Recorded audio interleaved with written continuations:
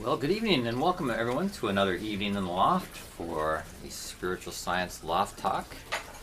Welcome everybody out there in Facebook Live land. Tonight's talk is on Wolfgang von Goethe. The last talk was on mental health. The next one is on tantric sex, and there's one in June on Egyptian secrets. Now you might be asking yourself, the way I am asking myself, why and how are you talking on such diverse subjects as these? Well, funnily enough, I believe that in some way they're all connected. Just the same way that Goethe believes that everything's all connected, such as this title suggests, The Wholeness of Nature, Goethe's Way of Science. But before we get into the wholeness of nature and Goethe's way of science, let's step back for a moment and ask the question, what is generic science? What does generic science look like? Let's have some comments from the peanut gallery here. Repeatable experiments. Repeatable experiments. Well, good. Thank you for these ideas to put into the air in our exploration of what is science, what it looks like today, and where it might evolve in the future. I think at the heart of it, just looking at the etymology of the word science, it is to know and to understand something.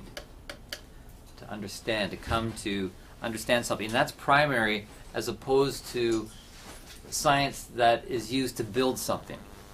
So that would be secondary, that we use our knowledge to build something as a secondary application, but it's primary first to understand.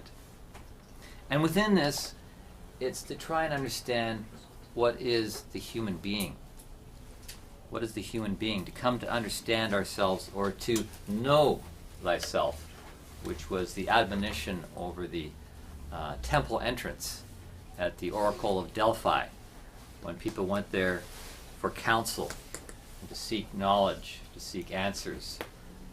They were told at the doorway, know thyself. But is it possible today for the natural sciences to really help the human being to know thyself, to understand what the human being is? Can we know this based on the Newtonian and Cartesian models of science? This is a very important question. Does the science of today, the current science, give us the power to know ourselves, to know what we truly are? In the past, religion, and religion comes from the Latin religare, which means to rejoin. It was the domain of religion to answer certain questions, the questions of what and why of being here and of human existence.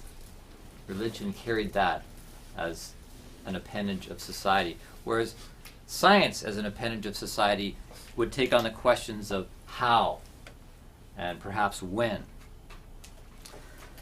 Because in the past, a human was always regarded as a spiritual being who was having a human experience here on earth. That we came here as spiritual beings to have a human experience, to grow spiritually, to prepare for eternity. We have a temporary experience to prepare for eternal experience. And it's only recently, with the advent of the quantitative Western science, that this idea of the human as a spiritual being has been eliminated. It's been squashed out of the picture of what we are as humans. It just doesn't fit with the popular scientific paradigm. Why? Why has an idea that has existed for time immemorial now suddenly in the last few hundred years been eliminated from our way of looking at ourselves and thinking of ourselves? Well, as Jonathan said, things have to be quantifiable. And it's not quantifiable. that we are a spiritual being, an invisible being, an eternal being. That is not something that can be proven, not in the Newtonian sense. And because it can't be proven, there's also no proof that there's life after death. And as Richard Dawkins, the esteemed British scientist, likes to say, he says this, he likes to point out that there's no life after death. It can't be proven. But the thing we need to remember is science can't prove that there's not life after death. It can't prove that there is, but it can't prove that there is no life after death. All science can do is say that we don't know. And that's the line that science has to follow. It has to know what it doesn't know.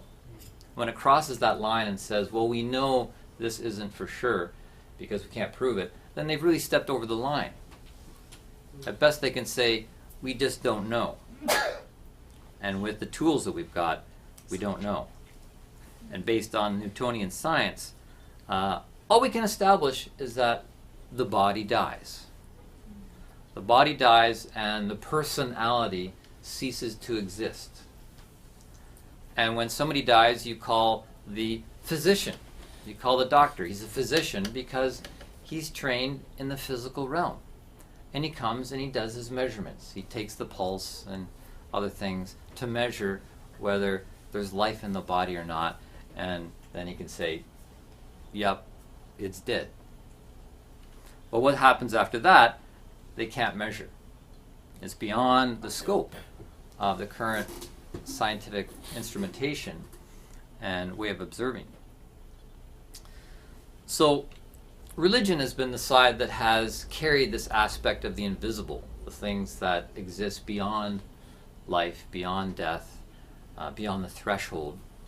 And it's true, there are currently, religious systems that may seem antiquated and perhaps irrelevant and waning in their power to bring light to the things that are relevant that we've learned from modern scientific investigations, such as quantum physics and astrophysics. And so, yeah, some of our religious ideas may seem quaint and outdated and perhaps not relevant. But that's not to say that something new cannot arise, something from a spiritual impulse, not necessarily a religious one, but a fresh, new, revivifying spiritual impulse that can have revelatory power, that can reveal new information that isn't within the current Newtonian science. And we could call that spiritual science. Brings me back then to this whole question about how religion brought information from a different quarter than science. Science's quarter was the domain of the senses, the physical. And yes, religion, as with science, can have its day and then pass on, right? Like we've got old science and we've got old religion. So that's fine. It's just the time current river flows down. And so we have new science, but what about new spiritual impulses? To bring new revivifying information from a different direction other than the senses, other than an investigation of the spiritual realm, of the physical realm, but rather investigation of the spiritual realm. And how to do that? How does that work? This is the direction we're heading. But the roots of this, the roots of any new cultural movement usually go far back in history. And right now we're going to travel back to the time of Goethe. But first of all, I want everybody to say Goethe. Goethe. Goethe. Goethe. Goethe. Goethe. Goethe. Goethe. Spelled Goethe. Looks like Goethe, but pronounced Goethe, like Gerta. No R, Goethe. Goethe. Well, depends on what part of Germany you come from, I suppose. Goethe, all right. That's as But close that's- as we're yeah, going to get that's to an great, agreement yeah, on that. That was good. Anyways, what we know for sure that he was born in Frankfurt, Germany in 1749. And I actually spent a summer in Frankfurt, Germany at age 19 and saw many statues of Goethe around the city as monuments to his venerated existence and genius and so forth. By the age of 25, he was already a celebrated literary figure in Germany. He had written a novel called The Sorrows of Young Werther. Goethe. Thank you. Which was kind of a tragic romance novel. Not trashy, but tragic romance novel, which was kind of a veiled autobiography about this relationship he had had with this young girl that eventually turned out tragic. But it was a bestseller, and even Napoleon said he read it several times because it was so good. Later on, he went to write another book called Wilhelm Meister's Apprenticeship, another bestseller. But he's probably best known for the two-part epic play called Faustus. Faust, yes, or Faustus, I guess is the German version of it, which still gets performed, and is why he is considered Germany's Shakespeare, because he wrote plays and books and poems and whatnot. But actually, he wanted to be best known for his scientific works. Yeah. He said towards the end of his life, "As to what I have done as a poet, I take no pride. But that in my century I am the only person who knows the truth in the difficult science of colors. Of that I say I am not a little proud. And here I have a consciousness of a superiority to many." Humble. Yes.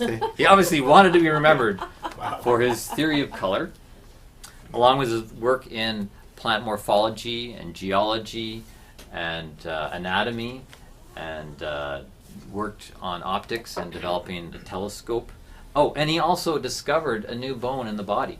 Yeah, the intermaxillary bone, which to that point had not been realized existed in the skull of the human being. Where in the skull? Yeah, where?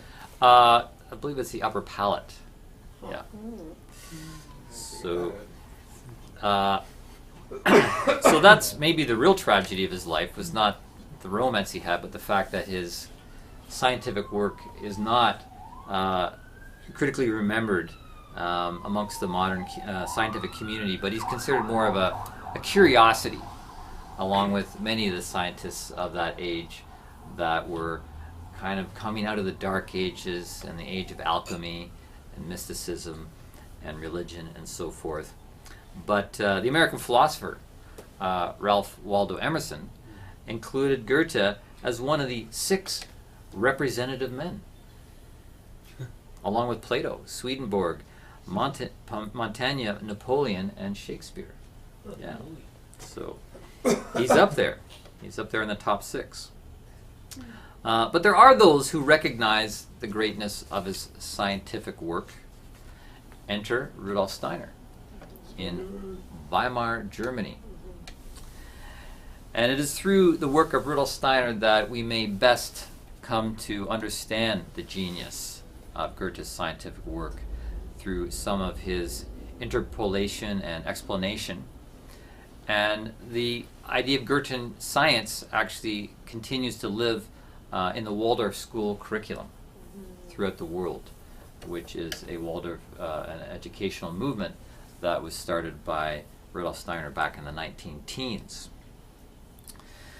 So, and I just want to qualify that in the Waldorf School curriculum, the students begin with a Goethean approach to the natural realm, but it then does expand out to include the Newtonian approach to the natural world. So it is a balanced curriculum, but it begins with the Goethean, which we'll get into explaining in a few moments here. So Steiner spent 7 years in Weimar, Germany.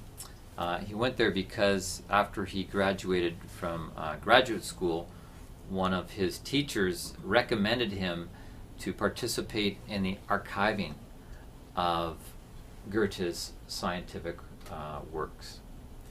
And this was really quite a credit to his name because he was only like young 20s, mid-20s to begin this work. So in Weimar, Germany, he was hanging out with some philosophical heavies to do this work and steeped himself in,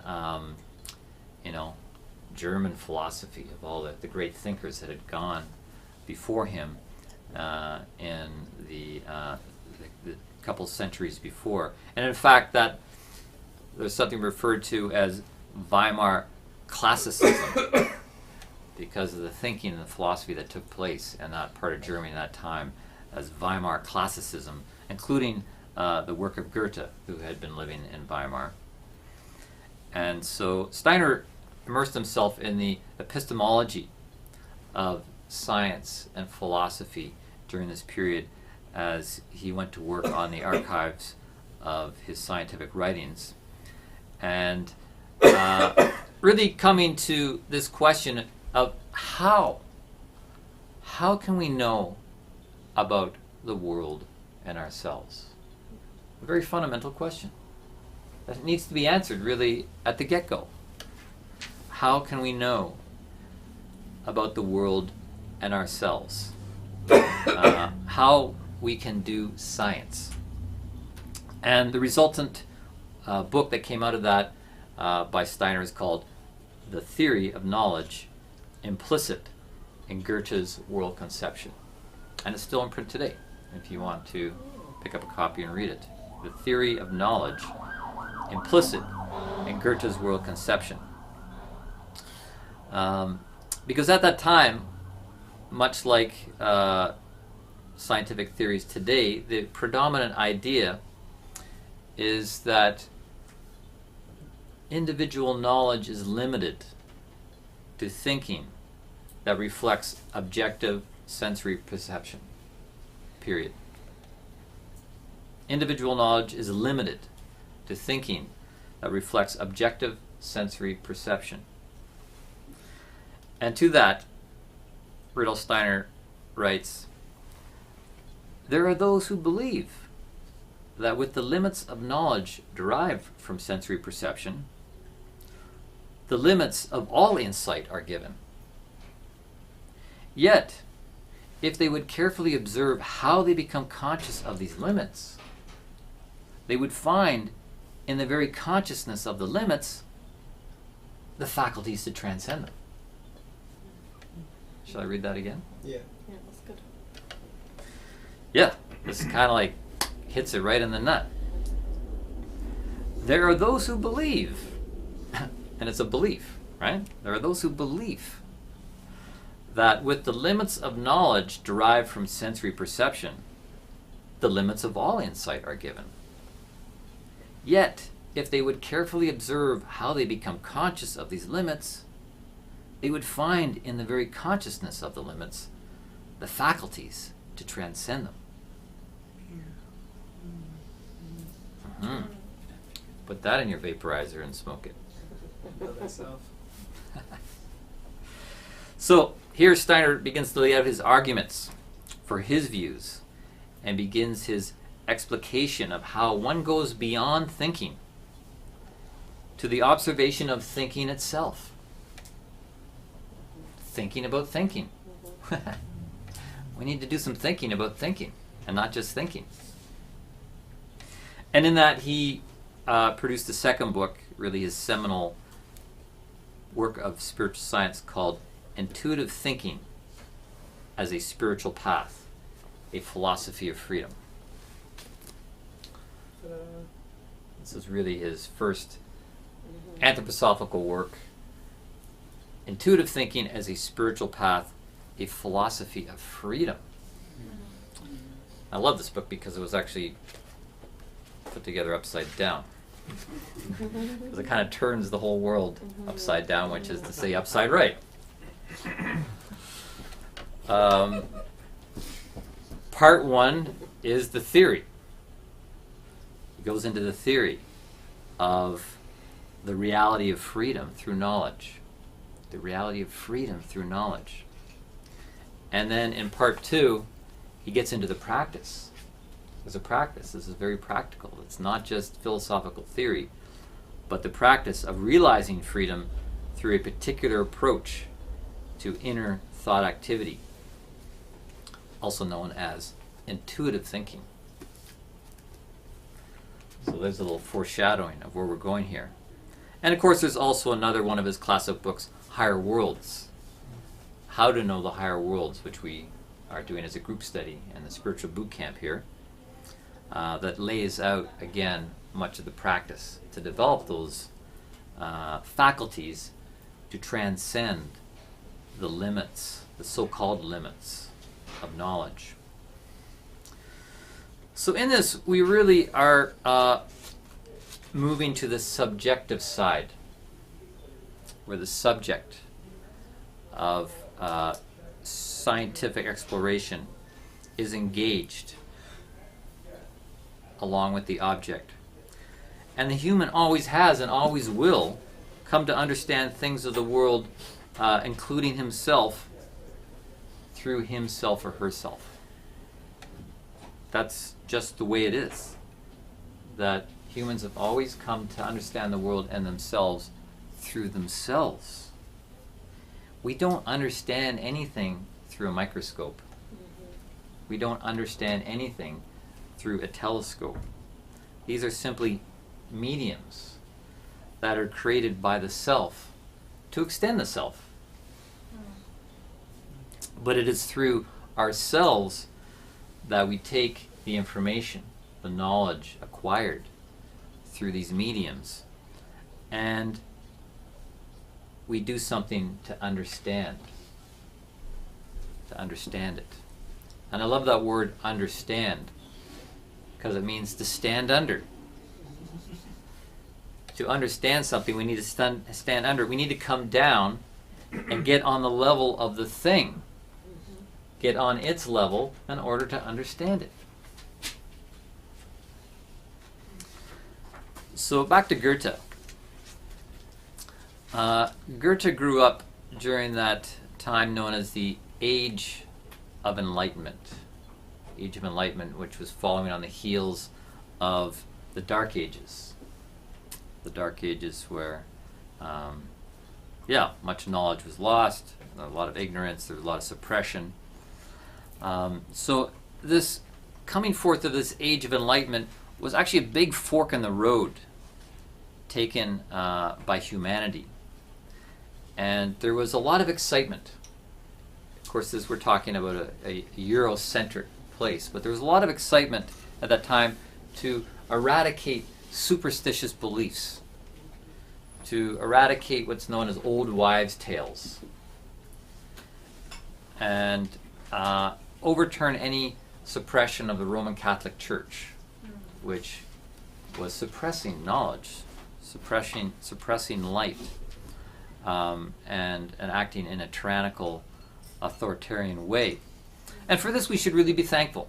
We should really be thankful for this bursting forth of enthusiasm, of new light, of new energy, to free humans up, to be able to think and use their minds in the way that they determined out of themselves, rather than being dictated from the outside in. Because humans will never be free if they cannot think for themselves, let alone think intuitively. And I'm tempted to get into some of what Rupert Sheldrake has to say about science, but I think I'll keep going here and maybe come back to that afterwards, because he has a lot of interesting things talking about where science has taken us. But anyways, there was this Age of Enlightenment that came forth, also known as the Age of Reason, and a tension between that and what was known as Romanticism, of which Goethe was a part of. He was part of the Romantic camp, if you will. But within the other camp, the Age of Enlightenment, the Age of Reason, there was philosophies such as that known as positivism. And positivism is a philosophical system that says every rationally justifiable assertion can be scientifically verified or is capable of logical or mathematical proof, and that therefore rejects metaphysics and theism. So there was some really big pounding down from the new philosophical camps of anything that smacked of metaphysics or religion, theism. You know, they wanted to wipe out all superstition, anything that didn't have some sort of justifiable, verifiable, logically or mathematically proof basis. And we could see the tension of this historically in the French Revolution, because there was this real tension and battle between the older religious structure and theology and the church and what was being birthed as a new impulse. And I'll just read a little bit from this book I read a couple of summers ago called The Master Game by Graham Hancock, who I just saw last Sunday talking here in Toronto with his new book, very interesting, called America Before. But this book, it describes really the past 2,000 years, what was going on in Europe. A lot. Quite interesting. And so in describing the French Revolution, in those terrible years of 1793 and 94, all around France, churches and cathedrals were violated and desecrated, and to the utter horror of the Pope in Rome, the buildings were converted into temples for the new culte de raison, the cult of reason, who was also called liberty or nature. A popular spectacle was that of priests abjuring of their vocation, and a ceremony of debaptization was invented for the laity. All public and private worship was forbidden. On the 10th of November, a great festival of reason was held in the Cathedral of Notre Dame in Paris. Speaking of Notre Dame, where 16 Louis Capets had walked to their coronation as kings of France. The secularized Notre Dame was renamed the Temple of Liberty. But by June 1794, the whole business of de-Christianization had run completely out of control. Even the revolutionary leader Robespierre was horrified by the chaos and sought an alternative to this degrading carnage and mess. France was witnessing obscene pagan-like processions organized everywhere, often parading voluptuous women dressed as liberty, reason, or nature, wrapped in blue and white veils. It is clear that Robespierre considered the de-Christianization of France as inevitable, but that he also repudiated atheism and the wild excesses that had accompanied the cult of reason. So there's a lot more in here. It's quite horrifying, that period of the revolution, because thousands upon thousands of priests were beheaded by guillotine in this really violent pushing back against the oppression. I mean, people were just fed up with it. But the pendulum swung too far the other way, where this whole idea of reason being the new savior was not sufficient. It created a vacuum into which a lot of horrifying acts came to be. But the revolution continued in different parts of Europe. Different heroes to the movement, such as Newton, Descartes, Sir Francis Bacon, John Locke, all were considered champions of a new philosophy of science. Really, at the bottom line, it was a mechanistic view of life. And that was what was creating the tension for the Romantics, was on the one hand, the systems of nature were considered mechanistic and predictable, versus a living, breathing, spontaneous, and unpredictable nature. So let's ask that question for a moment. Is the universe mechanical? Is it completely mechanical? Or is there some sort of creative intelligence at work? Both. Nobody knows. Both? So somebody knows, nobody knows. But Goethe said this: "What sort of science is that which enriches the understanding, but robs the imagination? If we knew all things merely mechanically, should we know anything really at all?" So he was really speaking from the camp of the Romantic movement that was rising in Germany. And Goethe was reacting to the way that learning and science of the past, of the ancestors, was giving way entirely and collapsing under this weight of enthusiasm for the new science, and the age of reason and rationality and logical analysis and so forth, that came under this banner of the Age of Enlightenment, the Age of Reason. And that this was being lauded really as the new savior of humanity, that eventually logic and reason would explain everything.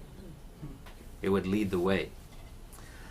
But the Romantic movement was lamenting the loss of the spiritual dimension that had been acknowledged in nature from the very beginning. This spiritual dimension in nature and in the human had all of a sudden been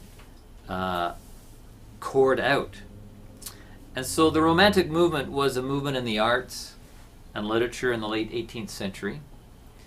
And they continued to emphasize that subjectivity and inspiration and the primacy of the individual was the most important. And that we needed to maintain a sensuality, something through our senses and our feelings, to maintain a connection to the nature which he saw was being lost. Which is one of the reasons why in the Spiritual Boot Camp we teach Tantric Yoga. It's the form of yoga that connects people to the senses. It's a sensual form of yoga that employs the senses and employs the feelings to turn on aspects of human nature, to enliven them and employ those powers in the pursuit of enlightenment. So, ironically, when we pit reason, which was considered like a new beacon, reason really is as untrustworthy as your feelings. Yeah, you're going to say that reason and logic's always trustworthy? You can run logic every which way to Tuesday and try to prove this or that.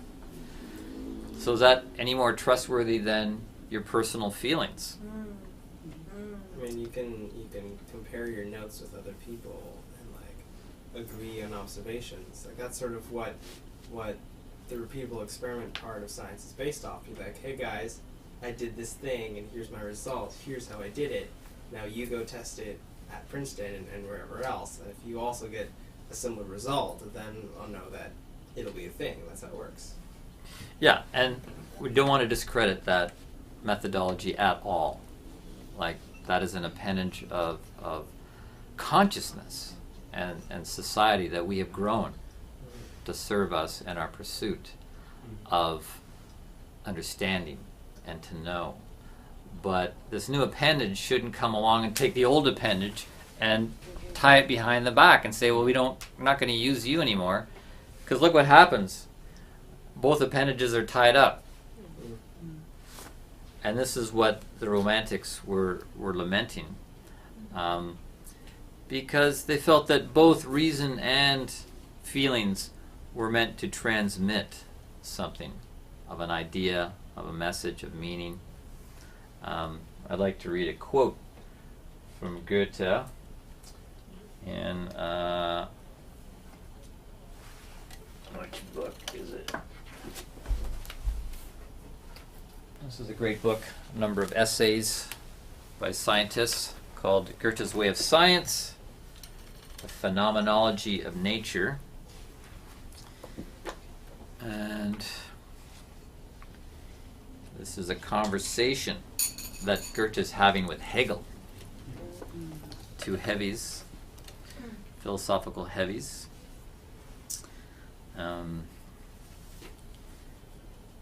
The conversation turned to the nature of dialectics. Basically, said Hegel, it is nothing more than the regulated and methodically cultivated spirit of opposition inherent in every human being as a talent which shows its greatness in the distinction of the true from the false. Or we have dialectics, debate to distinguish between the true and the false.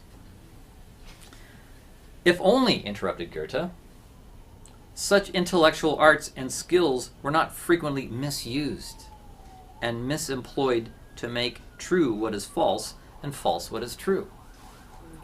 Right? You can do that with logic.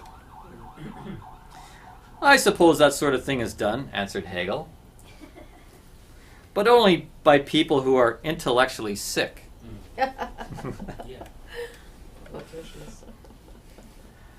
That is why I prefer the study of nature, said Goethe, which does not allow such sickness to arise.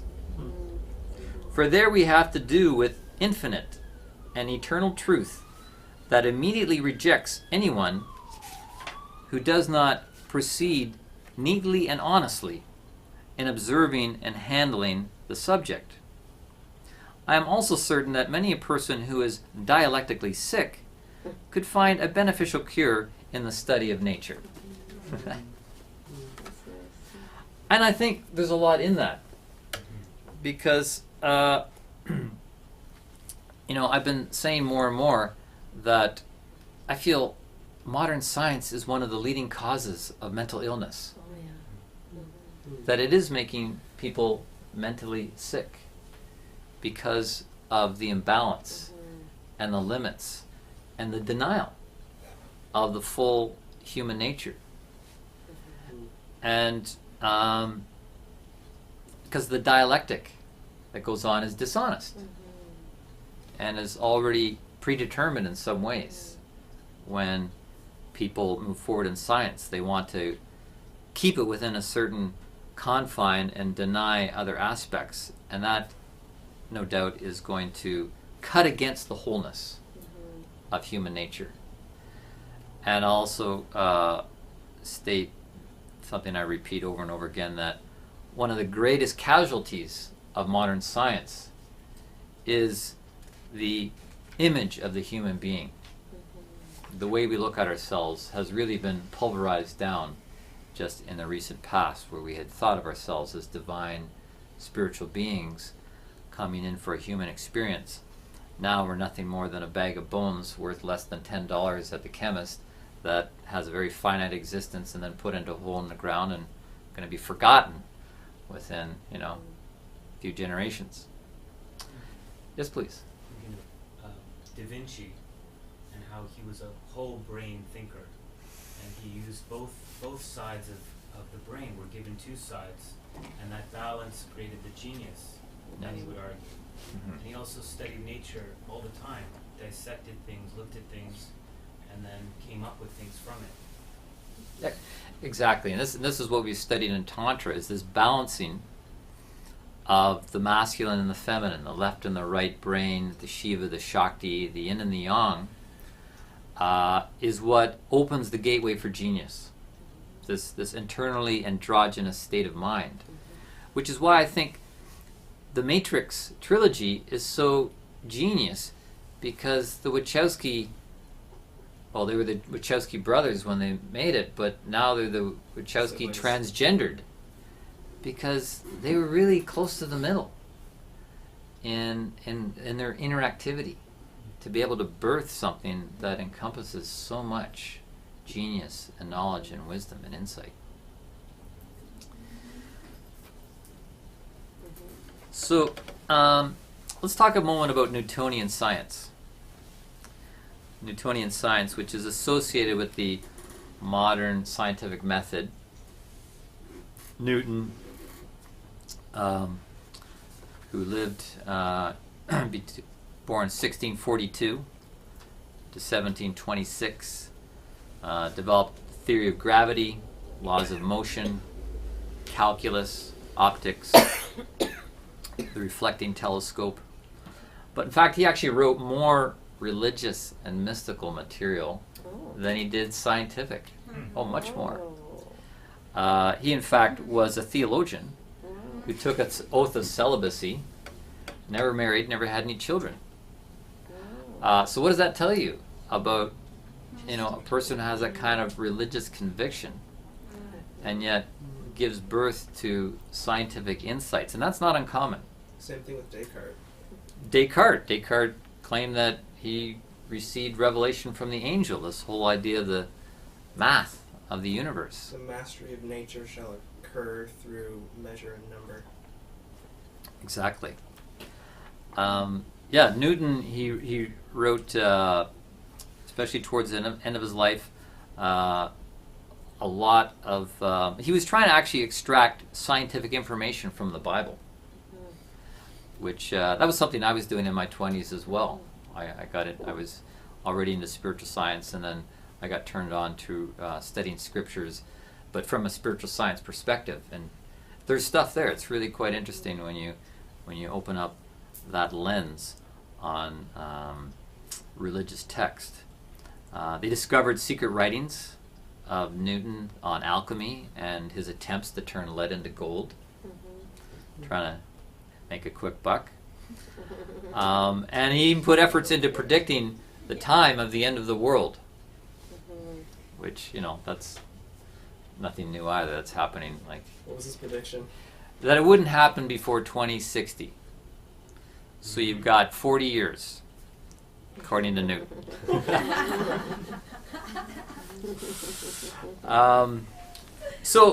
When people say that the Newtonian worldview is a purely mechanistic one, they're not really accurate in saying that he didn't view the universe as a mechanical thing. He was exploring some of the mechanics of it, but he did not say that it was purely mechanical. As a matter of fact, there's an interesting book about him called The Priest of Nature. And in it he says, one who thinks half-heartedly will not believe in God. But one who really thinks has to believe in God. And the emphasis is on the word think. To think. And this points to the necessity for interactivity to take place on the part of the subject when they're having an encounter with nature.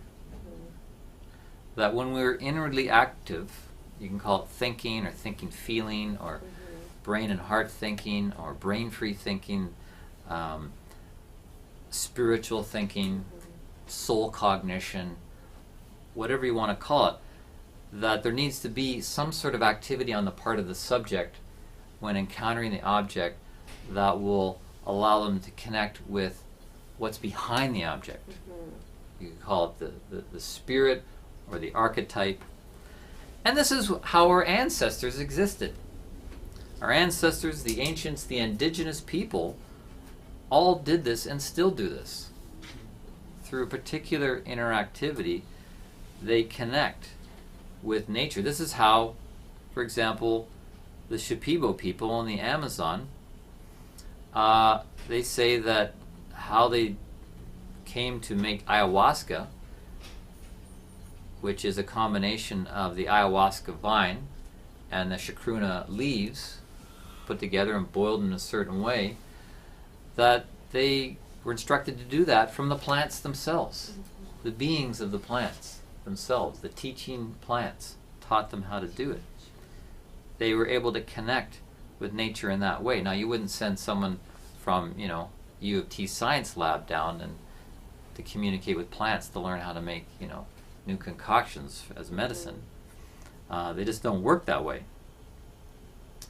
But again, this points to the path of Goethe, and then furthered by Steiner in his book Intuitive Thinking as a Spiritual Path, that thinking is a faculty of knowing. And this goes contrary. This goes contrary to scientism, scientific model. It also goes contrary to New Ageism, which thinks, thinking's not bad. It's not spiritual. And even, older religions like Buddhism and whatnot. It's like, no, you want to get rid of thinking and you want to eliminate the ego.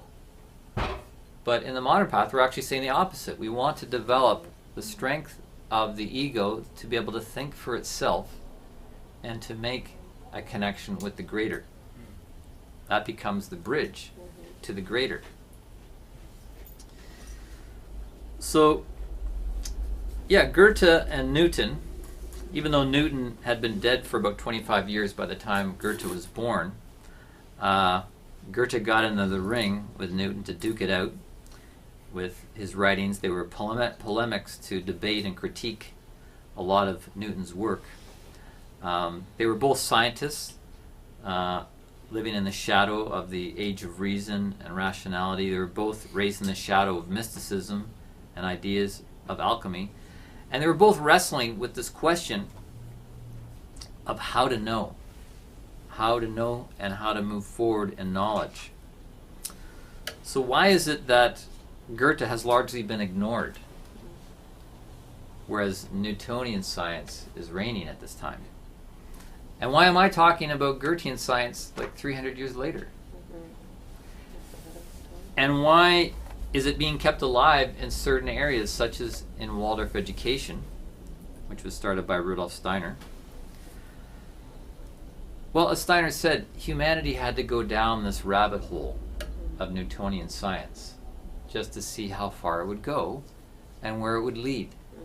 We had to kind of forget the former way and the other side to devote ourselves entirely to this mathematical, mechanistic approach to things. It's just the way the pendulum swings. So there's nothing evil of itself, but and it has helped us in tremendous ways. It really has led to a technological revolution that's unprecedented in history, bringing us to here where I'm sitting with my smartphone broadcasting me all over the planet via Facebook Live.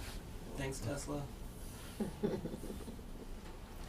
So looking at the romantic side of science, which might sound like an unusual term, the romantic side of science, but that was really, there was something being born out of the romanticists during the 1800s, including Goethe. And, well, what is romance? What is romance if none other than the implication of love? That there is some love involved. So why not? Why would the greatest virtue of humanity, the highest virtue to humans, love, not be included as integral in learning? It's not quantifiable. And understanding and connecting. Well, let's look at this. Let's break this down a little bit scientifically, because the word science means to know. from the same root as to know. And I think we should really make science a verb, to be sciencing. We are sciencing to know something. It's similar to the word diagnosis. Diagnosis, we say diagnosis, but it's made up of the word dia, like between, and gnosis, which means to know. So to diagnosis something is to know something by a connection between the subject and the object. So this expression, to know, is actually used in religious texts, such as the Bible, to refer to two people coming together and connecting. When it says, Adam knew Eve, and she conceived and gave birth to Cain. This knowing is used biblically to refer to a coming together sexually, where there's a penetration and intercourse, so something is conceived. So that's why tonight's talk, I called it Penetrating into Nature's Open Secret. This knowing something involves a penetration in order to know it. And the word intercourse, just think of that word, break it down. Intercourse is when there's something coursing between an object and a subject, between two things. And then out of this duality, something is conceived and further born, producing a third. Out of the two coming together in intercourse, there's a conception and then a birth of a third. So, as a subject in our scientific investigation of something, having penetration into it and an intercourse with it, we conceive something within ourselves. Something is born, something is conceived and born in the space of which we take into ourselves. Something new, a third is added to us. Something is added to us out of this act, this deed of having intercourse with nature. And this is the only place this kind of conception can take place, is in the human being. If it doesn't happen in the human being, it's not happening anywhere. This knowing, this birth of understanding, this diagnosis. And this is the only place where knowing takes place, is in you. If you weren't there, if we weren't here, there wouldn't be knowing taking place. It would just be what it is. But the earth has produced us. It has given us form, and in that form there's a function of consciousness that allows us abilities beyond limits of the senses to engage, interact, and give birth to something within ourselves. We add something to ourselves. We add to our stature out of this sciencing. Like, as Michael Jackson once said, this is it. You know it. You know. That's it. You know it. This knowing takes place in the human being. So let's break it down a bit more. There is collective knowing versus individual knowing. And yes, collectively, as a society, as a civilization, we have learned and amassed an amazing amount of knowledge and information about the physical world and the universe. We have grown our collective knowledge, and our collective knowing has been built up. And this is what Newtonian science has done for us. It's given us the leverage to dig in with the instruments of Newtonian investigation and dig out the stats that are verifiable. It's like, yep, that's what it is. We can all agree upon it. You can reproduce it through the same methodology. You can reproduce it, so we're in agreement. And we've grown through this Newtonian appendage. But at best, that's probably less than half of what can be known through the Newtonian approach. Because Goethe says, the rest has to be known on an individual basis. There's things that can only be known individually. You have to come to it on your own. And like they say, the lane of the labyrinth is only wide enough for one person at a time. We have to walk through it on our own, discovering the path and where it leads on our own, individually. Through our personal intercourse with the world, subject, knowing object. So if this sounds sexy, and I hope it does, sexy and as much sensual. as this talk is about a penetration, it's also about an invagination. Thank you. Can you say invagination?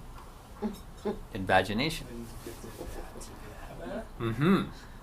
What's that? Invagination? Yeah.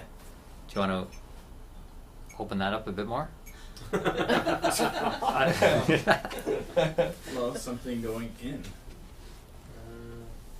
It's the same. Penetration same and thing. invagination. Just from a different perspective. Mhm. Yeah, like the active and the reception. Okay. There's the Yeah. so what is one of the root words in penetration? Pen. Pencil. Spiritual slash scientific porn. Yeah, it's like everything's got a place, right? You know, like this is spiritual science porn.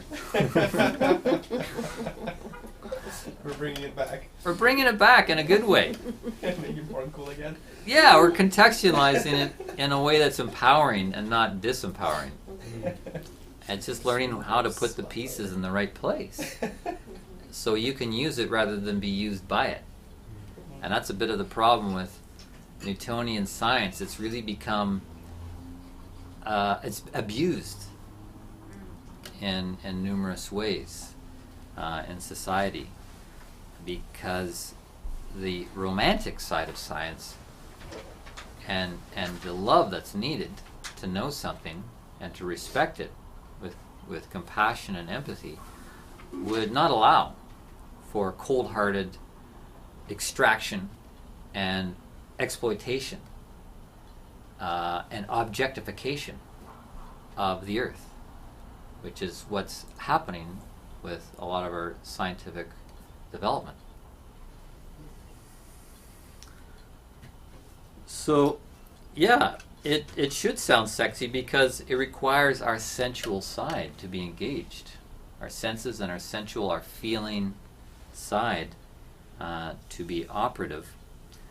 And Goethe was the one to do this. He was the one who was poised to penetrate deep as a scientist because of his background as a philosopher and a poet and a playwright, but most of all as a Romantic period writer. And I want to read one of his poems that contributed to the title of this talk, where he says, "You must, when contemplating nature, attend to this in each and every feature. There's naught outside and naught within, for she is inside out and outside in. Thus will you grasp, with no delay, the wholly open secret clear as day. This is where we get the phrase, nature's open secret. Nature is an open secret. Secret means something's hidden, but it's not really hidden. It's open to those who will recognize that the inside's on the outside and the outside's on the inside, that there is no difference, that when we look at the outside of things, we can actually see the inside of it. When you're contemplating nature, and you will grasp with no delay the holy open secret, clear as day. That expression, holy open secret. Yeah. Is that then an example of individual knowing? Like my experience as an observer of this thing and getting some essence of its inside that. Yeah. Absolutely. Yeah. Because collectively, you know, with microscopes and telescopes and all the poking and prodding of scientists aren't necessarily going to penetrate into nature. This is an individual contemplation. But then you're calling upon some spontaneous knowledge by intuition. We're accessing something from within rather than just throughout. We are using our senses that feed into our sensual, our sentient. We've been learning about the sentient soul in the advanced training and how we use that, our sentient soul, to connect and to know. So whereas with a microscope you can see the smallest parts of a plant, whatever, with this you're kind of get an inkling or a feeling inside of you that you can nurture or ignore. Yeah, he says the telescopes and the microscopes are actually in some ways interfering with our ability to receive. Because you don't see the forest for the trees. Yeah, and again, we're not discrediting the Newtonian side and the use of instruments. Like, that has evolved very quickly to give us more facts. But Use the facts. we need to use the facts in helping us to understand the intuitive. Because, yeah, granted, intuition is a slippery slope. That's what, you know, led to a lot of the superstition and old wives' tales and fabricated ideas. Because anybody can say anything about anything. And that's how dark forces will work. They will fabricate something that sounds good, sounds right, but it'll be off just a little bit. And if you take in a thought that's off a little bit, guess what? You're going to be off a little bit. Because sciencing is about taking in and building ourselves through what we acquire in our efforts to conceive of a new perception. So this whole thing about a holy open secret, I love the way it's qualified as a holy open secret, because this aligns with all the classic and ancient traditions and religions, that the premise was that you can't have true access and full access to knowledge of something without kind of a virtue, without some sort of virtue about you, like love. Because the full true knowledge is bestowed upon the virtuous. As I think it was with Newton and Descartes and DaVinci and, you know, all these greats who were probably fervently religious in their own way and received inner revelations. This is the way it worked in the past. All the sages and mystics, the enlightened masters, they knew. They knew these things. They used different language to describe it. They didn't have the technology we have today. but they could understand things because they knew how to stand under it, to get on the same level as it, and let it speak to them. Let it open its secrets to them on the inside. That nature's yoni would open up to those who had the right attitude and approach, just as it is on the level of two human beings. If you're not approaching it in the right way with the right attitude, then a person's not going to open themselves emotionally or sexually and allow penetration. But when we do have penetration, then we can get in to the hidden inner knowledge, which is really the meaning of esoteric knowledge. Esoteric means hidden knowledge, inner truth, as opposed to exoteric, which is the stuff on the outside, like, oh, that leaf is green, and it, the dimensions are this, and so forth. That's exoteric, external information. But we're talking about esoteric or inner knowledge, which science, conventional science, belittles and puts down because they don't know how to get at it. So they go, oh, that's just hogwash, that's pseudoscience, that's just woo-wooism. They don't know how to get at it because they're not maybe committed enough to cultivate the self, the subject, to get into the right mindset and position to have nature reveal its open secrets to them on an individual basis. And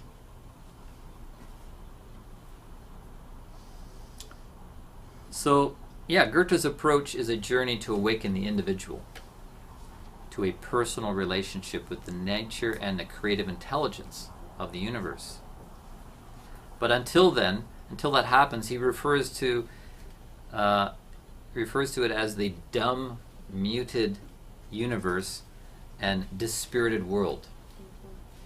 And that's what it looks like to conventional science. It's just a dumb, muted universe and a dispirited world. Doesn't really have anything to say. Just, we'll go in and take the measurements. Thank you very much. But he speaks of, he calls it a delicate empiricism.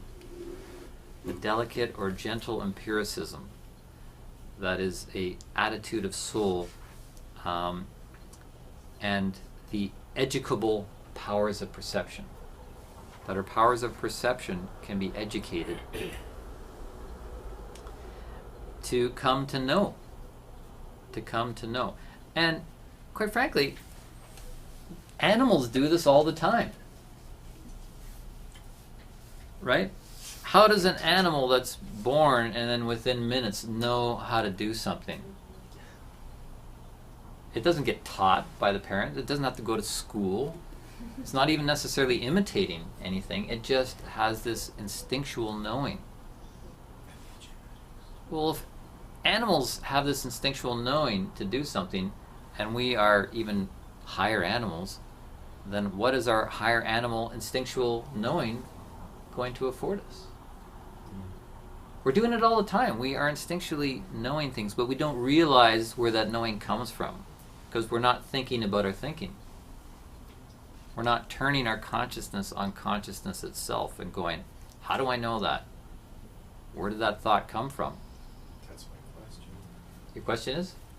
Well, and I'm thinking I know the answer, and I think I talked about this earlier today with Laura, but talking about science, you arrive at a conclusion, and then it's, as Jonathan said, reproducible by experiment, or verifiable by observation, or quantifiable by measurement. How do I know, or how do you test for whether your insights are valuable, true, and not misleading? Well, as we've said, the Newtonian method is there to serve that. So for one thing, trial and error. Try something and see where it leads. that's really how consciousness grows. You try something, and then you reflect on it with objective consciousness, which is what science is employing, and you see what you've learned from it. Because the system we're in, the matrix we're in, will guide us in verifying whether we've got something that's true, false, or half-truth. That's just the structure of this learning environment that we're in. We're not left without any guidance on whether our intuitions are accurate or need further shaping, but the same source that gives us the inspiration can also further give us inspiration as to whether we're acting on the inspiration in the best way possible. That's the game. So how do we do that? Is this a focusing process? Try it out. Well, yeah. Let me continue here because we're going down this other rabbit hole now. Because yeah, he speaks of this delicate empiricism, the educable powers of perception, and this instinctual intelligence of knowing that can really lead to a clairvoyance. This leads to a new clairvoyance to replace the old clairvoyance. Mm-hmm. Because our ancestors and the ancients and the indigenous people did and still do work on what they would call a clairvoyance. That's how they knew how to make ayahuasca, is through a clear seeing and clear communication beyond the senses. But this pathway is to work on this pathway, it's building up our own wholeness. The more whole we get, the more we're going to be able to contain this sort of knowing. And this is something that's laid out in the Waldorf curriculum. The Waldorf curriculum is designed to develop the whole child. So the whole child can connect with the wholeness of nature. And a child comes with a sense of wholeness already. It's there. And then there's a process of feeling separation taking place. As a child comes into the world and starts to grow up, there's this separation from the environment, separation from mother and father, separation. So our education needs to support an ongoing feeling of wholeness. So for example, in mathematics, they don't say, 5 plus 5 is 10. They'll say 10 is the result of 5 plus 5. They start from the whole, and then they move out to the parts, rather than the parts making up the whole. So, yeah, 100 is, 10 times 10, or 5 times 20, or 4 times 25. That's what 100 is. And it sits differently. It's subtle, but it sits differently in the inner life of the child. So they're constantly connected to a sense of wholeness. And they have that security of wholeness, that there is a wholeness of nature that's made up of parts. Rather than nature is like just taking parts and, now we have a monkey. Oh, now we've got more parts and now we have a human. Like keep adding parts. It's like, no, there's a sense of wholeness that has fractalized into different parts, but the wholeness is there all the time. And this is what's missing in modern education, which is based on the current scientific model of everything's fragmented, which I think is a leading cause of mental health issues, and why there's this growing ADHD, attention deficit hyperactivity disorder, is a very common condition. Kids can't pay attention, and now they have to be drugged to keep them in a state of mind where they can pay attention. So this is huge cultural carnage that's taking place because we're missing the big picture, and there's all this fragmentation in society with these disparate parts. And it's what, you can look it up on Wikipedia, it's called Cartesian anxiety. Because in the background we have this sense of disconnect, you know, me and the other, mind and body is separate, so forth and so forth in the Cartesian duality model. And it's really out of control. It's out of control because there is no sense of wholeness in our society. It's just different sectors doing this and that, and there's nobody at the top. Like, there's not an intelligence that holds it all to work together in a cohesive way. And this is the way science works. It's all about breaking it down, like I just did earlier. Let's break it down. Let's break it down. The way your body breaks down food when you take in food. It's like break it down, kill it, dissect it into its different parts. But what about the other side, which requires an even higher intelligence, where you can take these disparate parts and you can reconstruct something, you can reassemble it into wholeness. That's really what's missing. So in the approaching things scientifically, there's this polarity. So let's talk about the scientific method. There's the polarity between the subjective and the objective, right? The subject and the object. So when something's subjective, you're in it. You're in the experience. Whereas to be objective, you're outside of the experience. And we can swing both ways. We can be in something, or we can step out of it. In one situation, we're living in it. The other, we're watching it from the outside. We're experiencing it from the inside, or we're experiencing it from the outside. We're participating in it, or we're analyzing. That's subjective versus objective. And the objective uses observation, statistical measurement, analytical thinking, and explanatory words. That's basically what an objective science would do to try and create a purely objective science. Because they want to eliminate any human interference in the observation. They look at, the human as producing interference in a purely objective scenario. But Goethe objects to that. I'll read another quote. This is a book called The Origins of Natural Science. These are lectures that Rudolf Steiner gave. Very interesting. He describes the origins of natural science for the past few hundred years. And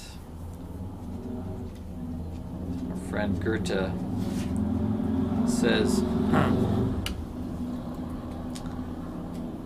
matters such as these must be seen as part of the great change in scientific thinking since the 15th century.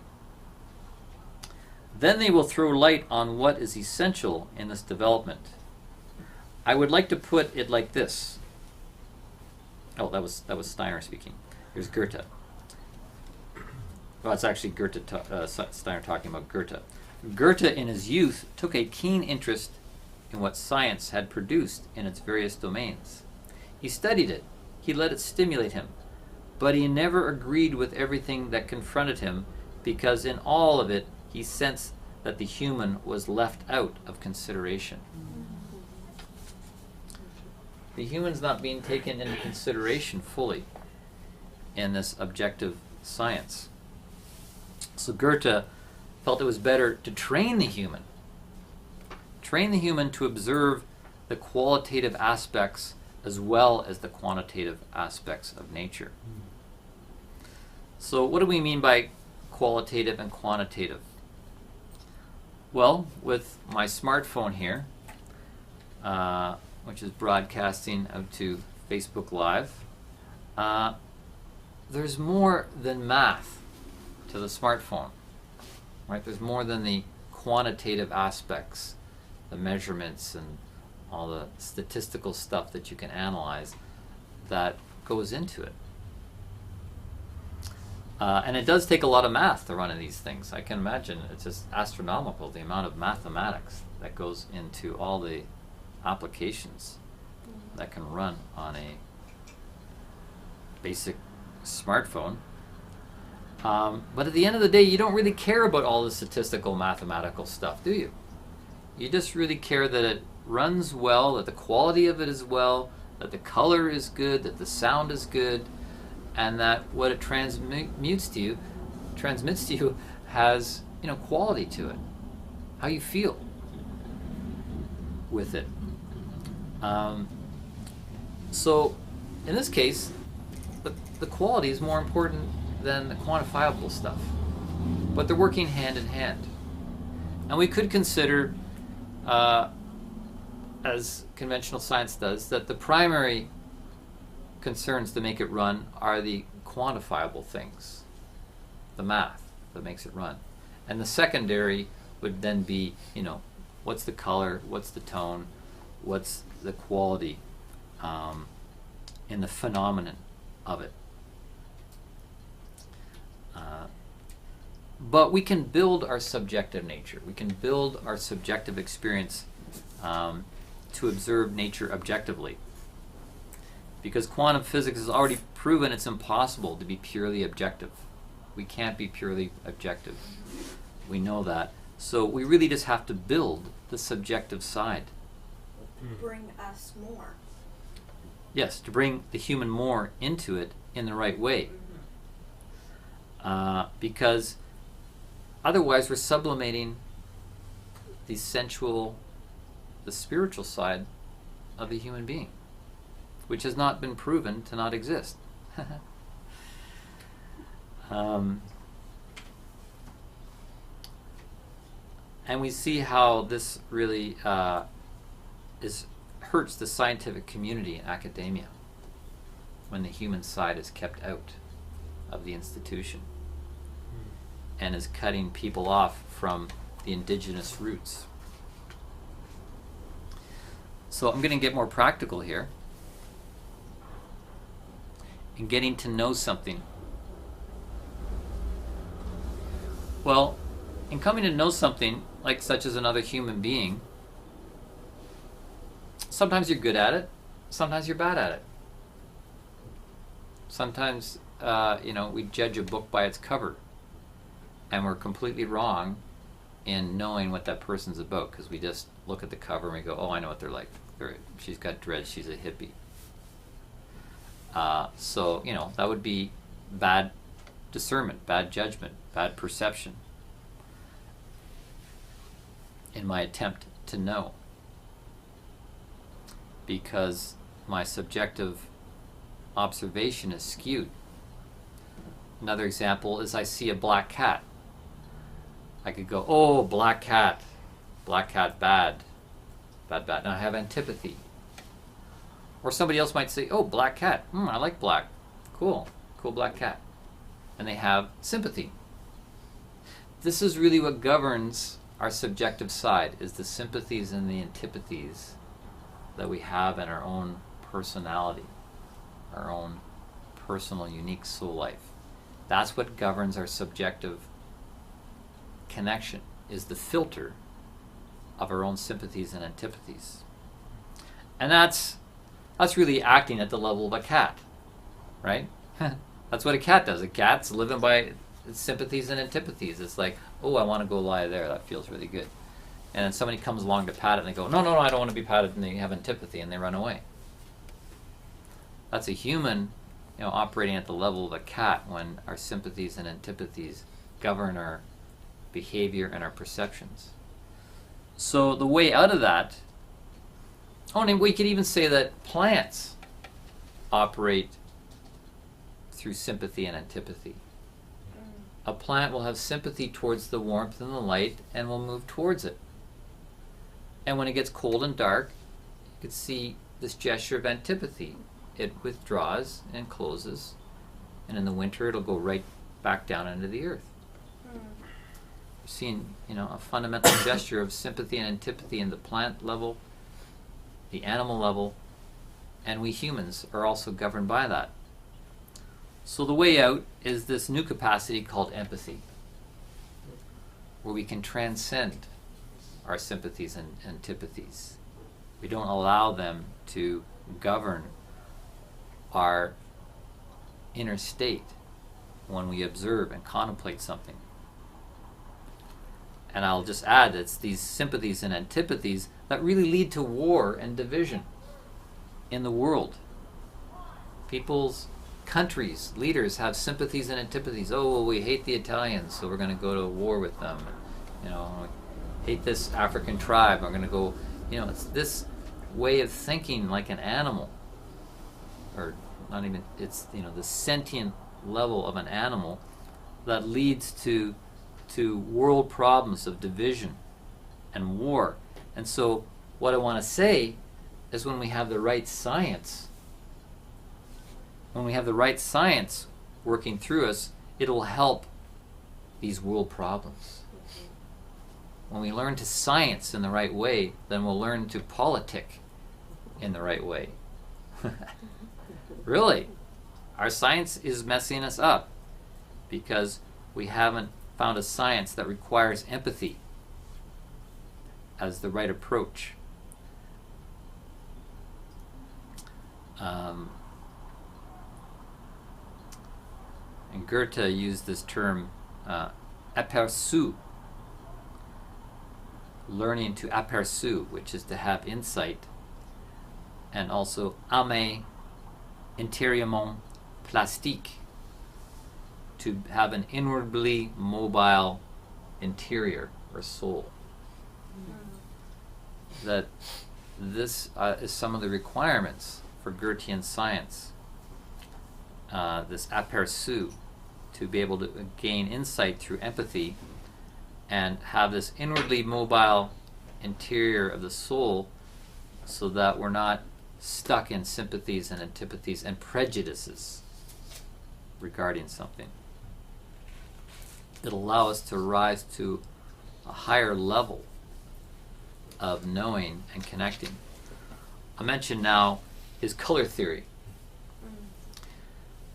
which you can look up. It's very interesting, and because it's dealing with something visual, there's quite a bit on YouTube about Goethe's colors theories that he wrote in response to Newton's color theory, because Newton is known as his ideas around light, you know, hitting a prism and being fragmented, and all the colors are contained in light, and darkness is the absence of color and light.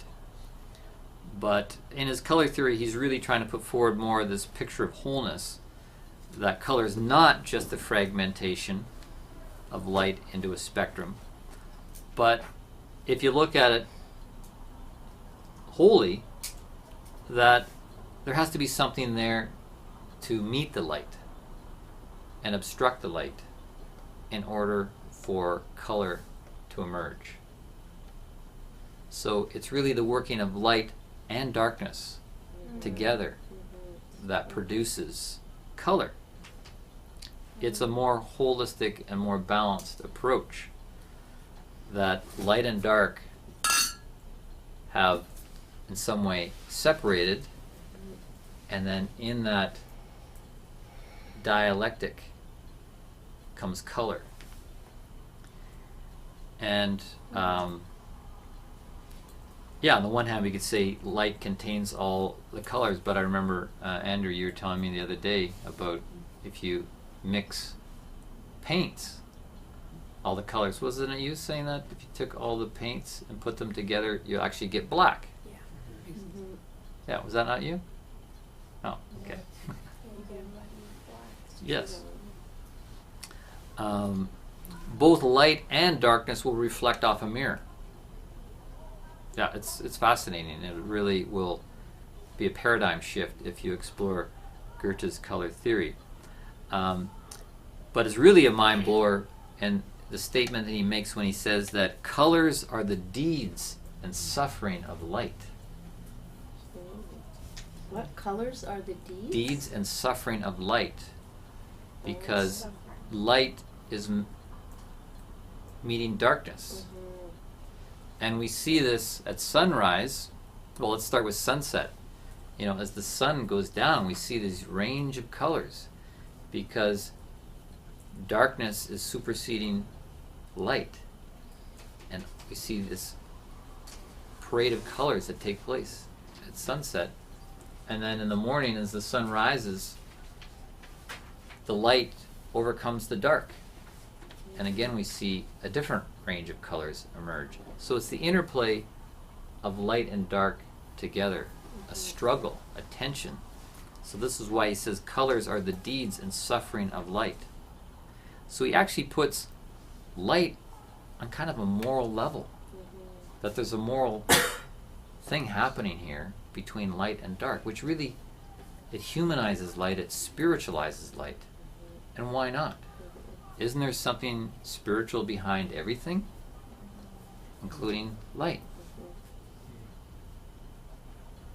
It's more than Goethe being poetic. He was being entirely scientific in making that statement.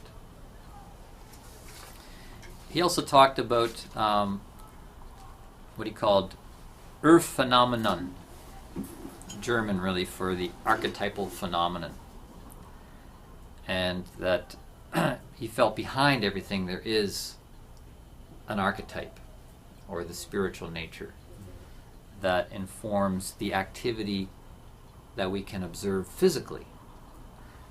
And with Goethean observation, through this contemplation, inwardly we can connect with the innerness of the object, the archetype that's behind the phenomenon that we're observing. Such as today, I was over in the park observing the cherry blossoms that are just booming over there. And I say booming because like the color is just loud, all these pink blossoms. And so contemplating the blossoms and the trees and just connecting with the inner gesture of what's going on and seeing how these branches branch out, and some of them, there was other trees there, so they would move. The tree somehow knew that there was another tree there, and so it would branch out in a different direction. So seeing how something knows. I came to know what the tree knows in its intelligence to move and grow. The phenomenon taking place was demonstrating the intelligence of the tree. Goethe said how difficult it is to not put the sign in the place of the thing. How difficult to keep the being always livingly before one and not to slay it with words. Too often, Newtonian Science slays it with words by describing it and defining it. When science defines something, it's limiting it to what the words can contain. And so he when he says it's difficult to not put the sign or the symbol in the way of the actual thing, which is what we want to do when we contemplate it. The word contemplate means with the template, with the archetype, with the real thing behind the thing. And this led to his work, which he published under the name The Metamorphosis of Plants, which he put out in 1790. And I actually have a copy of that, the very book he wrote in 1790, Goethe's The Metamorphosis of Plants. And in here he talks about the Urpflanz, or the archetypal plant. That behind all plants, there's really only one plant. There's one plantness that manifests in a myriad of ways, in an infinite number of ways. Like how many different plant forms there are that come from the Urpflanz, the archetypal plant. And that at one point he believed you would not be able to recognize this or that form of a plant if it were not built on a single basic model. There's a single basic model or template behind all plants. That's what allows you to recognize that's a plant. and it's not a cat. And he believed that the archetypal plant must be such an entity to literally be found somewhere. So he went hunting in Italy because he thought, oh, I'm going to find that archetypal plant somewhere on the hillside of the Mediterranean. He probably needed to get it to Germany, really, and that was just his excuse. Take a trip to the hillside, Mediterranean, Italy. But then he realized that the archetypal plant was really to be seen in the leaf. That the different leaf forms and the different metamorphosis that a leaf went through from beginning to its fullness really demonstrated the Urpflanz and the generative force of all plants that express in different ways, but that there was this unifying principle of metamorphosis that was seen in the leaf formation. And so that led to a bunch of writing on morphology and phenomenology. So Goethean science is really considered a phenomenological approach. He said that there's two errors that can take place in following a phenomenon. The first one is that you freeze your insides through abstract thinking, that you lose that inner mobility and movement and freeze that through abstract thinking, which is what Newtonian Science does. It's like anybody just sits there and measures it and weighs it and writes about it in words. The other side is that you lose yourself in mystical reverie. Yeah, that you become fanciful in your contemplation. So this is where it gets juicy. He says to avoid this, you must observe one's own thinking activity as well as the thing itself. You have to keep an eye on your own thinking activity as well as the object. He said, the senses do not deceive. It is our judgment that deceives. It will therefore be best if in our observing we are as conscious as possible of the objects and in our thinking about them, and in our thinking about them as conscious as possible of ourselves. So be as conscious as you can and present to the object, but also in your thinking about it, be as conscious and as present to ourselves. That's the master key, really, to true sciencing. Observing our own interactivity of thoughts and feelings. And by means of this shift in attention, that will lead us to this new level of observation. Because we're paying attention to what's going on in us and the movements in us as we follow the phenomenon. We notice what we notice.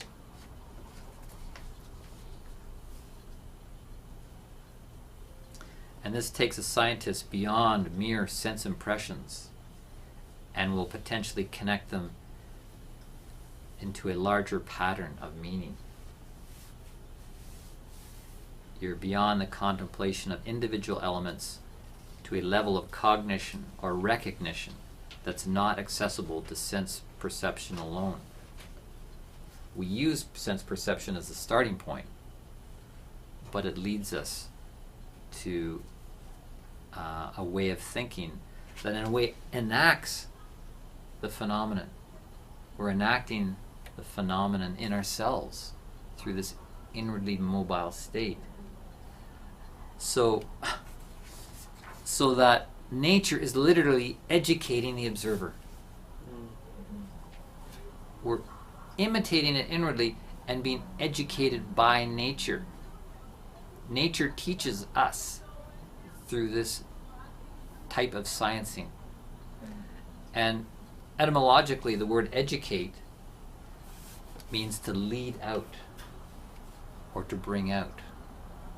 When you're being educated, something is being brought out or led out in you through the education process. In that moment of observation and contemplation and connection with the earth phenomenon, the archetypal phenomenon, and we're inwardly active with it by training our mind on it. We're being taught and educated, and something's being let out, something's being built up. Literally, nature literally leads us out as an extension of herself,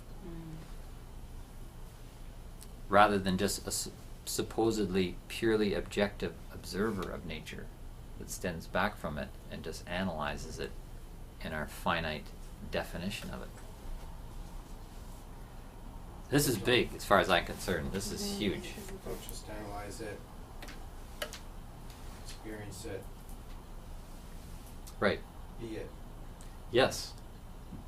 Experience our wholeness with nature, because we have been produced by nature, and yes, we've gone through this process of separation and estrangement from nature, but this way of sciencing will reconnect us and heal us at the same time. That's what I sense from it. It's really bringing us home Yeah. to our own powers. Teaching us through this method is actually creating more humanness in a human. Like, as Yeah. if that's, like, Well- it had to be that in order for us to be able to develop and evolve. Yeah, it's using our humanness to develop our spiritualness. Well, that's what I mean by humanness. Mhm. Yeah. Because we are spiritual beings having a human experience, so we're using our human apparatus to evolve our spiritual nature. We're having a temporary experience to prepare our eternal nature. So, how could we use this power to improve our ways of working with Newtonian science? Yeah, let me keep going here and see if we hit on that, because this is where I'm going.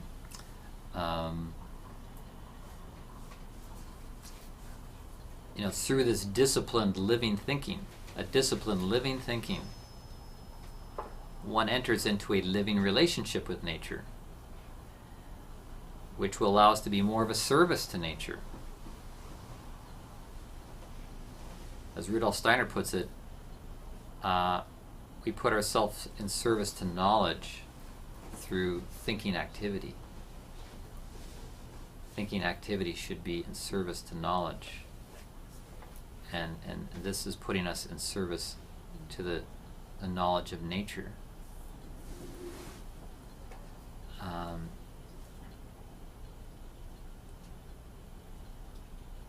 So, yeah, the next point here, I think, let me answer it, because the Goethean science, as opposed to the Cartesian Newtonian science, it's an alternative value system.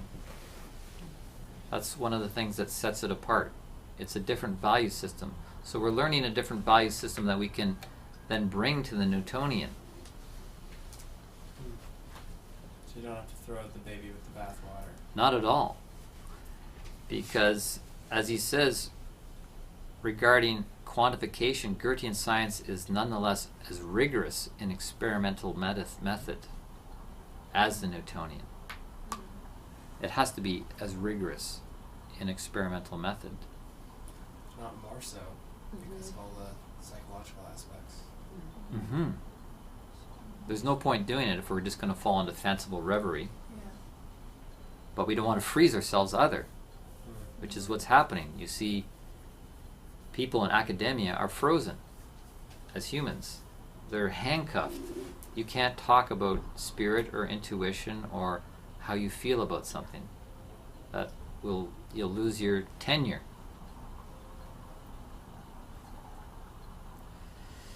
So the phenomenological approach affirms experience over abstraction.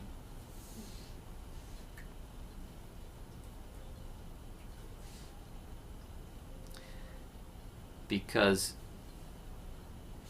in the experience, the appearance of the thing and the idea of the thing meet. when you're experiencing the phenomenon, its appearance and the idea behind it are meeting inside of you.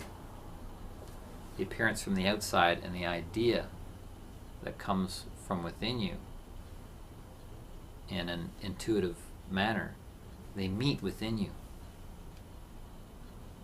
And you connect with the inner dimension of the thing.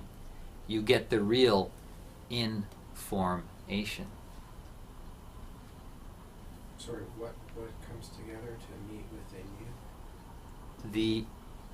The appearance of it and the idea or the archetype of it meet within the observer. That's the only place they can meet. I mean, they're already there. As Goethe said, the outside's in, the inside's out. But we're fooling ourselves by thinking it's just the outside. But in us, we can meet the inside of it.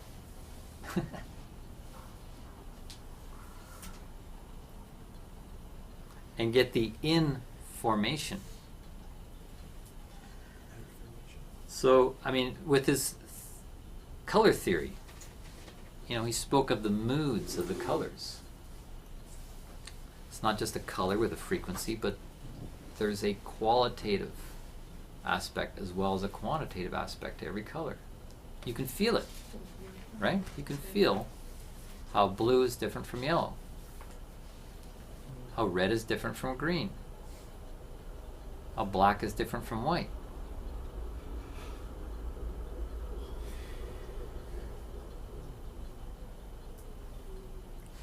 So this led me to 3 conclusions. That nature is a better teacher than humans. Unless the human teacher is very aligned with nature. Then that teacher is just an extension of nature. And they're not blocking the way to nature. But a direct connection with nature is the best teacher.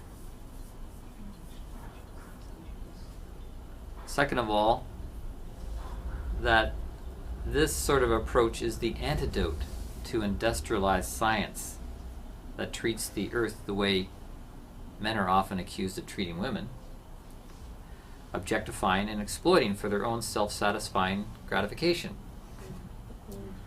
Yeah, that's really what's happening in the patriarchy, the patriarchal science. It's just exploiting and using the earth for our own self-satisfaction.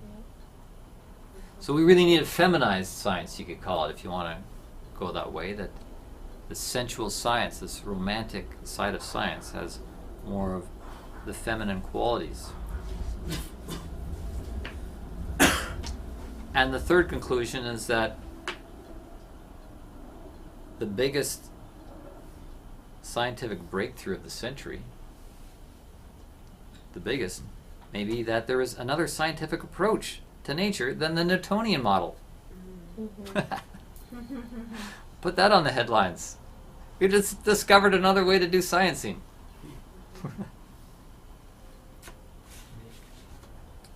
Keeping it human.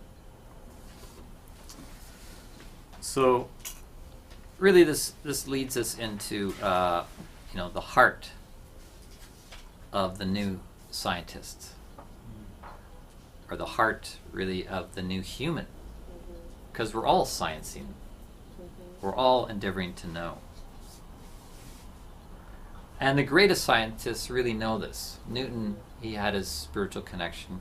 Even the father of quantum physics, Werner Heisenberg, said the first gulp from the glass of natural sciences will turn you into an atheist. But at the bottom of the glass, God is waiting for you. That's the father of quantum physics. Einstein had a spiritual side. The greatest minds know. They feel it. And so what's waiting really is a reunification of science and religion and the arts. They used to be more together. But in our fragmentation in society, we've separated, church from state and, the arts. They used to be 3 threads that work together. The good, the true, the beautiful. Yes. And while it might be easier for artists and poets to appreciate Goethe's approach, because they have that artistic soul, and they may appreciate, when he says that color is the deeds and suffering of light. It doesn't just have to be for poets and hippies. But as Rudolf Steiner put it, the human must become so sincere and pure-minded that the laboratory bench has become an altar. I love that. It gives me chills. Yeah. That's the new religion. The scientific bench is the new altar, which we have to approach with that sincerity and purity, so that what sits on that altar will open, feed, build, teach, educate, lead us out as new scientists, new humans, because it will open its secrets and reveal them. But this balance between science and the arts and religion has really been lost, particularly in our educational systems. Our educational systems have become increasingly less holistic. They're called universities for a reason. Universities.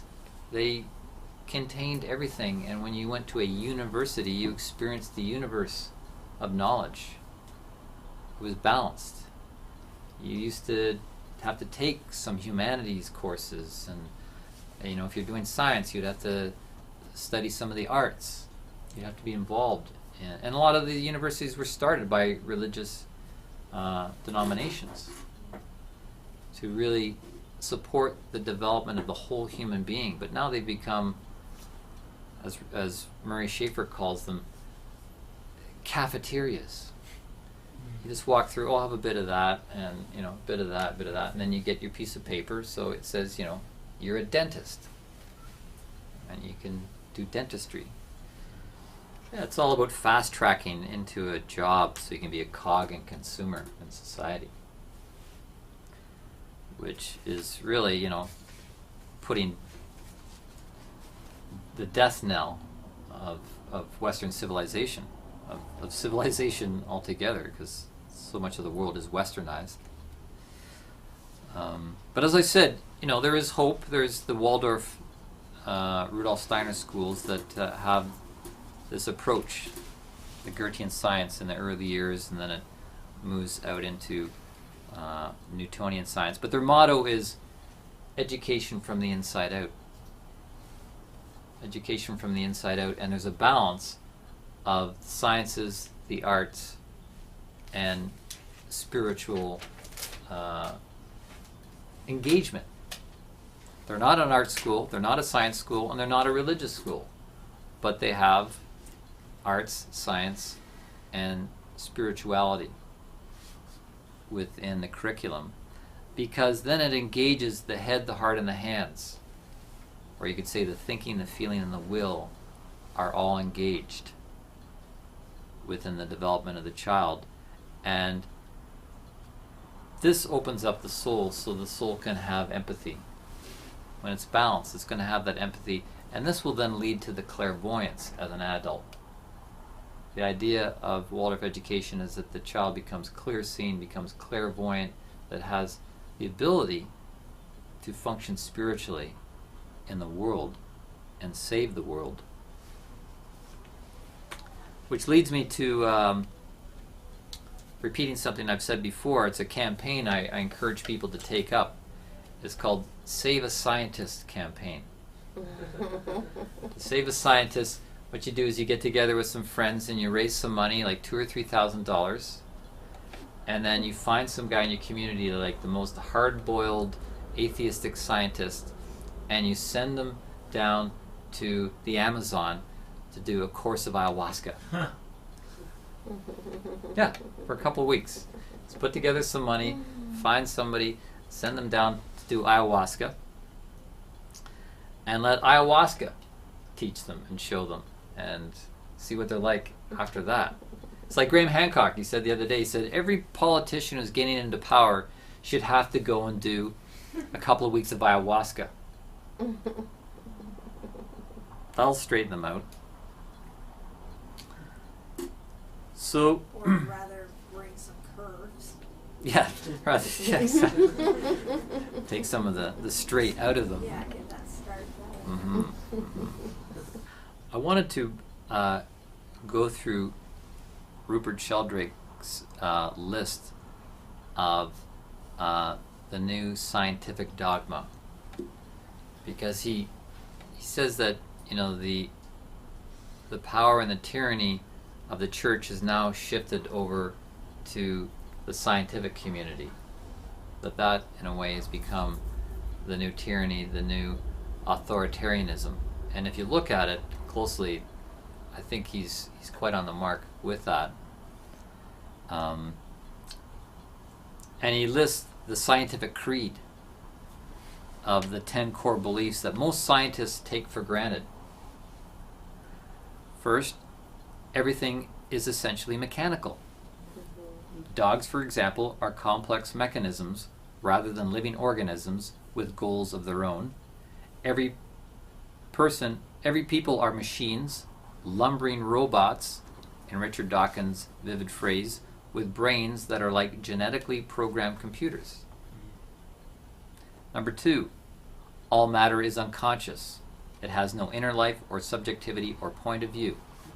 Even human consciousness is an illusion produced by the material activities of brains.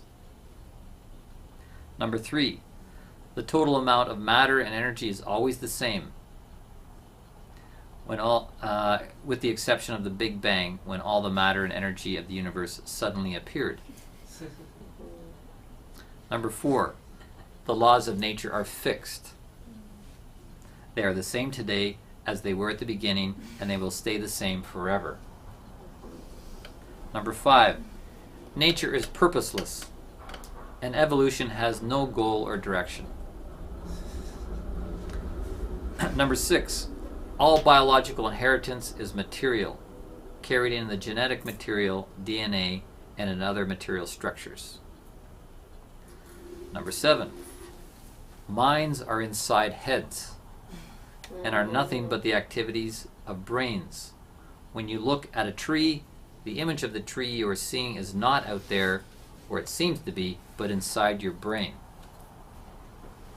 Number 8, memories are stored as material traces in brains and are wiped out at death. Number 9, unexplained phenomena like telepathy are illusory.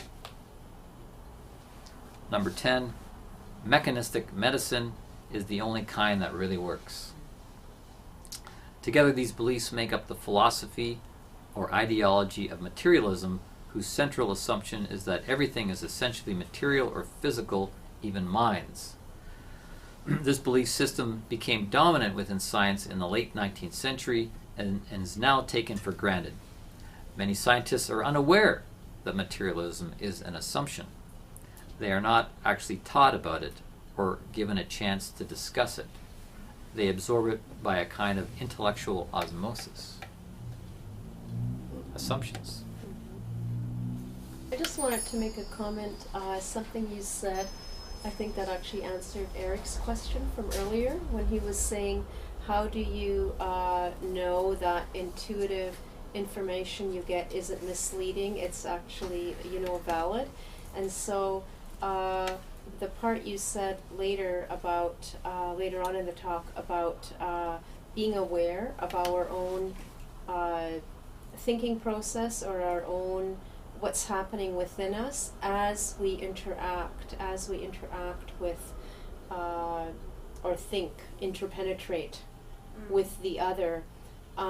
If you really develop a relationship with your body, a close relationship with your body, you can actually feel where the sensations are coming from, and that can be a big clue as to whether the intuition is, whether it's the ego playing a trick on you, or is it actually? Yes, I would boil it down to really one thing. Pay attention. Exactly. Yeah. That's it.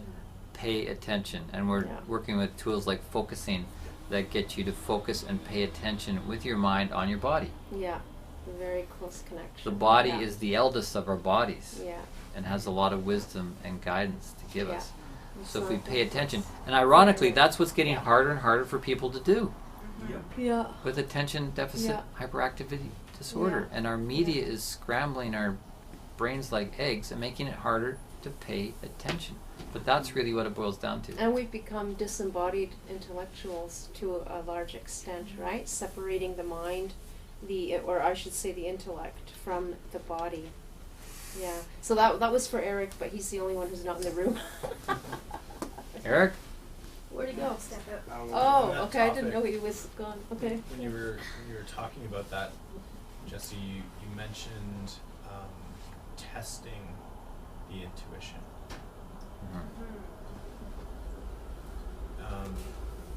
Almost like doing research to Yes, it is research. to test Mhm. to see if that We search and research. say that again. Search and Search and research to test it. Mhm. So it's not just a matter of going in to figure out if that intuition is valid or not. It's putting is this what you're saying? And so it can be a big guide. Yeah. It can be a big But guide. then actually willing, using the will to go and see if the intuition is true. Right, so like going and stepping out and doing the gesture and going, oh, yep, that was not accurate. Or, yep, that felt in alignment, yeah. If you got the one intuition, why wouldn't you get another intuition to tell you that you're not following the first intuition correctly? Just keep the tap on and pay attention. It's trial and error is a long and slow process. One Yeah. might call it It's- life experience. Yeah. And Or they're- lives yeah. experience. Yeah. Yeah. And they're often given mixed, right?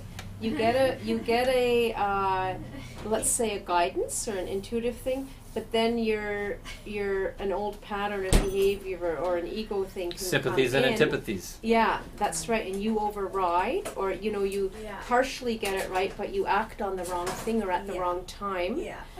Because the you whole know? thing is about your moral education. Yeah. At the end of the day, it is about our moral education. Being led out as morally free, independent beings. Mm-hmm. That's really the highest aim of it all. Mhm. So that's included in the package Mm-hmm. of trying to understand, what makes a beetle tick. It takes time to develop them, but the more we practice Goethean observation, just contemplating one thing Yeah. and really taking it in more deeply than we normally do,